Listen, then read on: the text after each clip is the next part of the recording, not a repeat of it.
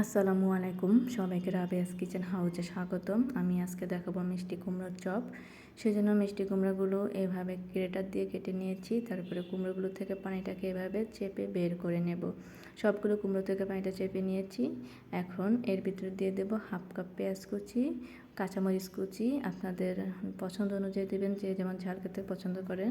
তারপরে দিলাম হাফ চা চামচ আস্ত জিরা, হাফ চা চামচ ধনিয়ার গুঁড়া, হাফ চা চামচ গরম মশলার গুঁড়া, তারপরে দিয়ে দিলাম স্বাদ মতো লবণ, দিয়ে দিলাম হাফ কাপ বেসন, 1/4 কাপ চালের গুঁড়ো। এগুলো সব এখন একসাথে ভালো করে মেখে নেব।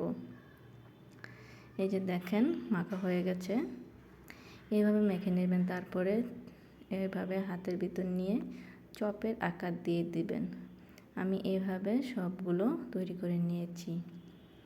এখন আমি চুলায় একটা কড়াই দিয়ে দিয়েছি। এখন তেলটা গরম করে সেগুলোর ভিতরে আমি আস্তে আস্তে ছেড়ে দেব। এই যে দেখেন তেলের ভিতরে আমি এগুলা ছেড়ে দিয়েছি। অল্প আছে কিন্তু ভেজে নিতে হবে।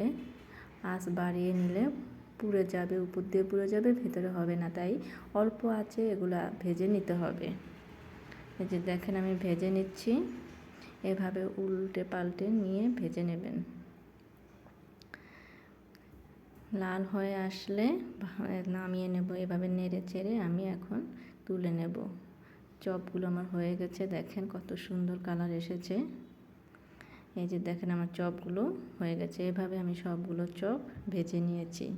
এই যে দেখেন তৈরি হয়ে গেল আমার মিষ্টি কুমড়োর চপ। এভাবে আপনারাও মিষ্টি কুমড়ো দিয়ে বাসায় চপ তৈরি করে নিতে পারেন।